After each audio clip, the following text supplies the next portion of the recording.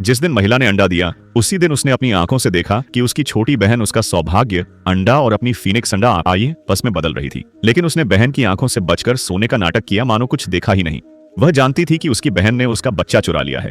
फिर भी वह उठते ही सबसे पहले अपना खून निकालकर उस अजनबी अंडे को पालने लगी जो असल में उसका नहीं था।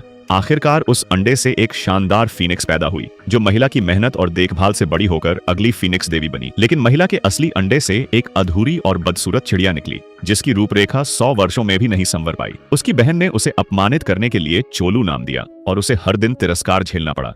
जब भी बहन महिला के घर आती वह महिला की बेटी सांगलिन को अपनी कहती, उसे गले लगाती और हर पल उसके करीब रहने की कोशिश करती। खाने के समय वह खुद खाना छोड़कर सांगलिन के लिए उसकी पसंदीदा छोटी मछलियां परोसती, लेकिन चोलू को वह लोहे की जंजीर से टेबल के कोने में बांध देती। एक बार जब चोलू ने धीरे से पूछा, क्या मैं एक रोटी खा सकती हूँ, तो बहन गुस्से में झपट पड़ी और उसे 2 थप्पड़ जड़ दिए। फिर उसने बचा खुचा खाना उठाकर चोलू के मुंह में ठूंसते हुए कहा, खा, तू खाना चाहती थी ना, अब खा। चोलू ने मदद के लिए अपनी माँ की ओर देखा, लेकिन महिला ने जैसे कुछ देखा ही नहीं। सांगलिन यह सब देख न सकी और बोली, माँ, उसे मत मारो। तब बहन ने हाथ रोका और सांगलिन से माफी मांगते हुए चोलू को गुस्से में भगा दिया। फिर उसने महिला से कहा, ऐसी गंदी चिड़िया को इसी तरह सिखाना पड़ता है। महिला ने सिर झुकाकर सहमति जताई। बहन जोर जोर से हंसी, यह जाने बिना कि जब सच्चाई सामने आएगी तो उसका दुख कितना गहरा होगा। इसके बाद उसने सांगलिन का हाथ पकड़कर कहा कि उसने उसके लिए एक तोहफा तैयार किया है जो फीनिक्स देवी की प्रतियोगिता में उसकी मदद करेगा। जब सांगलिन ने डिब्बा खोला तो वह खाली था। बहन ने बताया कि उसे एक कला मिली है जिसमें किसी यूजन जाति की चिड़िया के सारे पंख निकालने होते हैं, जिससे एक जादुई रक्षक वस्त्र तैयार किया जा सकता है।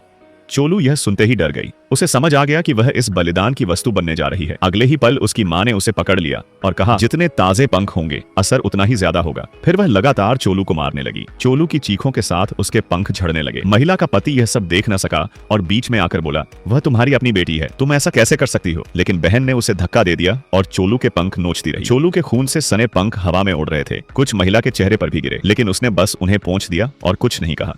जब वह वस्त्र तैयार हुआ तो बहन ने वह सांगलिन को पहना दिया। लेकिन जैसे ही देखा कि सांगलिन के सिर का एक पंख टूटा हुआ है, उसने महिला पर चिल्लाते हुए कहा, तू अपनी बेटी का ध्यान नहीं रख पाती। तब पहली बार महिला ने जवाब दिया, तू अपनी बेटी के सारे पंख नोच चुकी है, अब दूसरों को दोष दे रही है। देखने वालों को लगेगा कि सांगलिन तेरी नहीं बल्कि मेरी बेटी है।